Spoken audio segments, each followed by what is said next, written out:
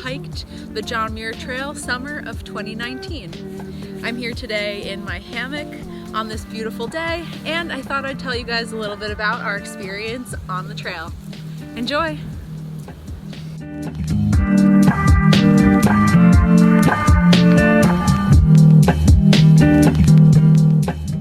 The John Muir Trail is a 211-mile trail that starts or ends, depending if you're going northbound or southbound, in Yosemite Valley, and you hike over the Sierra Nevada mountains, and you finish at Mount Whitney, which is the tallest peak in the lower 48. We did a lot of research for this trip.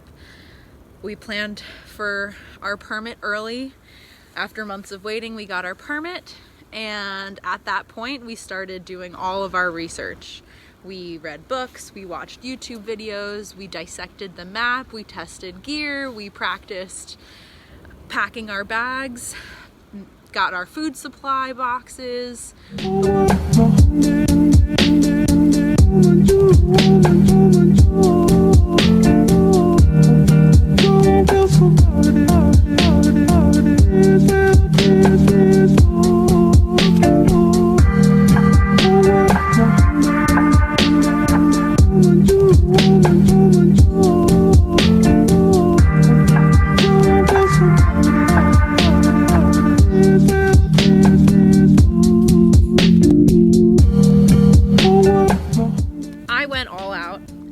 I planned all of my meals and packed them up into the boxes, and I sent them through UPS. I thought you could send them through UPS, but I found out along the way that a lot of the resupply spots don't take boxes that are not delivered through USPS, so be careful with that.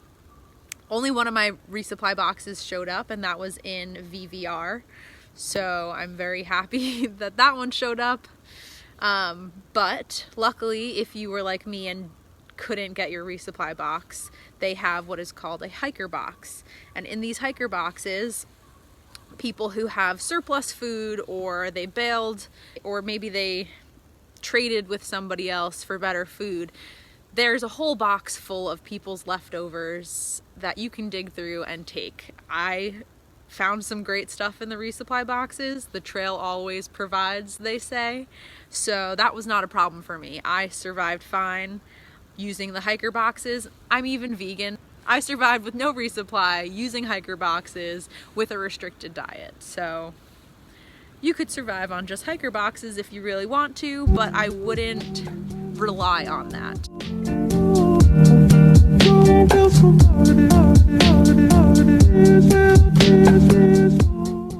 We had a bit of a rough start with canceled flights, then a delayed train that caused us to set up our sleeping bags on the benches outside the train station, and eventually a bus brought us into Yosemite Valley. Yosemite is absolutely breathtaking. It is a great place to start the trail.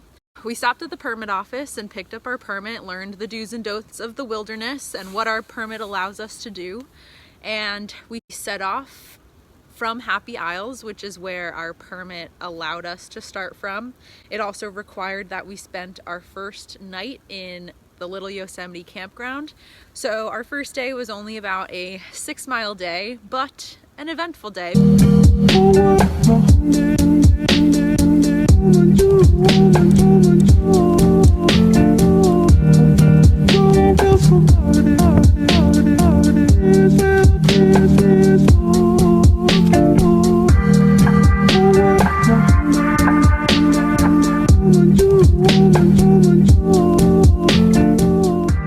We got up early in the morning because our permits also allowed us to hike up Half Dome.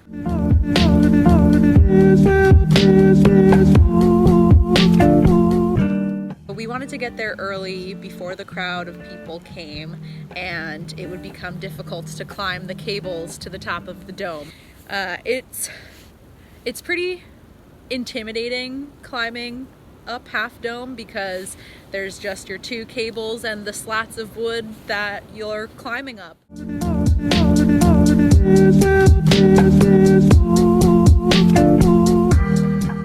definitely worth the climb up Half Dome because the view from the top is breathtaking, and you'll also feel very proud of yourself for having done it.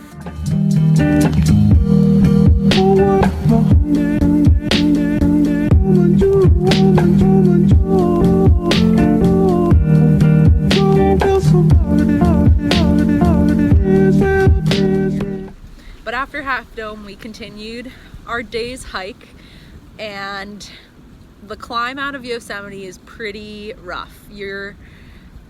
On any given day, you're gaining or losing like thousands of feet of elevation. And here in New York, we're not used to so much elevation change, or even just that high elevation. And by the end of that first day, I started feeling altitude sickness. I had no appetite, I was feeling nauseous, I had a headache, I didn't want to eat anything, I just wanted to get in my sleeping bag and wait until tomorrow. But my brother forced me to eat my whole bag of pad thai, and by the end we were feeling much better, to the point that we even had a little dance party to celebrate our first full successful day on the trail.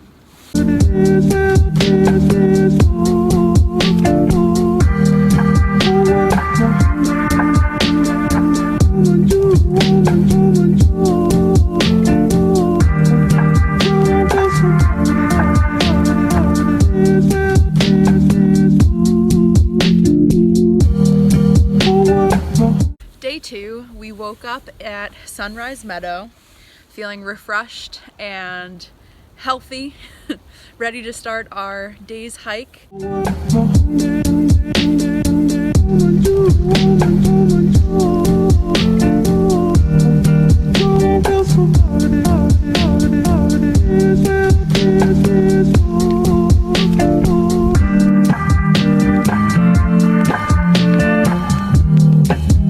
Started our way up and over Cathedral Pass to make our way into Tuolumne Meadows. Tuolumne Meadows is where we had planned our first resupply. I had shipped a box ahead of time and I was gonna pick it up in Tuolumne Meadows.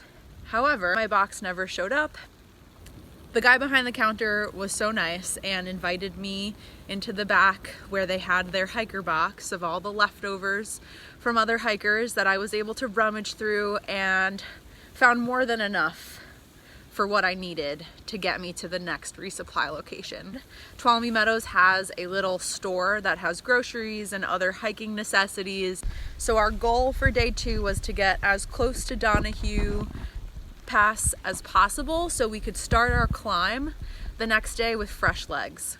Leaving Tuolumne Meadows, we came across this beautiful stream with mountain views and people picnicking and swimming.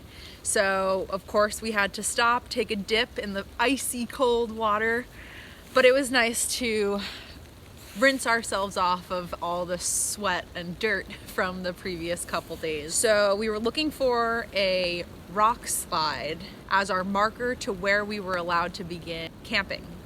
So we found the rock slide, we continued on a little further, found a perfect spot right next to a stream where we set up our camp for the night, and we had our first campfire on trail, which was really nice because there were a lot of mosquitoes, and having that fire helped keep them away a little bit. Day 3 started off with a pretty dewy morning.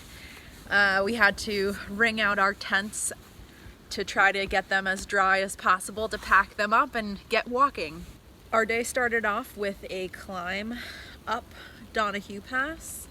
It was our first real pass that we were going over, so we were pretty excited. The views were spectacular. We got to the top of Donahue Pass and our phones were just ringing and buzzing and flooding with messages because that was the first spot we had any kind of connection since Yosemite.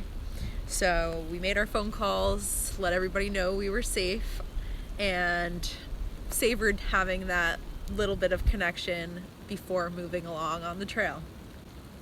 At the top, a lot of people tend to take a break with a beautiful view. So a lot of hikers are there that you can socialize with, but there are also a lot of marmots to socialize with. They are not afraid to get into your bag and steal whatever unprotected snacks you have. So make sure you keep your food in your bear box or, on your body. Protect your snacks. Our end goal for day 3 was to make it to Thousand Island Lake to set up camp. When we came up on Thousand Island Lake, the view was breathtaking. We found the best spot we could find that had the perfect view of the lake and Banner Mountain in the background, so we can get the perfect view of the sunset over Banner Mountain. And it was hands down my favorite campsite.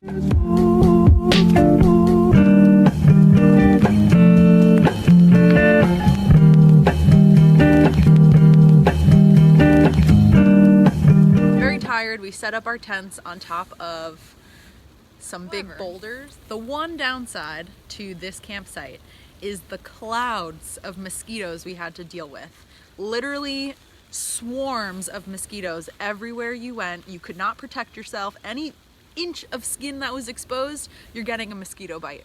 Make sure you have protective clothes to protect yourself from the mosquitoes because they are vicious. And you are not in for a good night's sleep when you're covered in bug bites head to toe. So lots of bug spray is definitely key.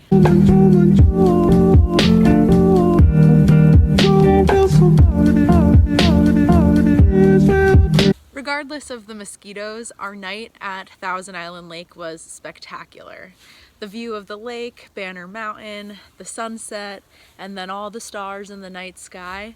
That was exactly why we were setting out on this hike, for an experience like that. So that wraps things up for days 1 through 3 on the John Muir Trail. Day 1, we started in Happy Isles and hiked to the Little Yosemite Campground, which is at 5 mile mark. Then to Sunrise Campground, day 2, which was the 13.7 mile mark. Then to the Lyell Canyon, we camped somewhere around where the fork is at 32.8 mile mark. And finally, Thousand Island Lake, which is the 42 mile mark on the John Muir Trail.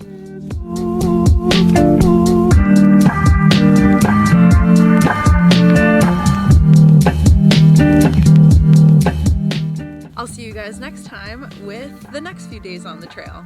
Thanks for watching. Because you stop to go to the bathroom and you're exposing a whole area you don't want mosquito bites on.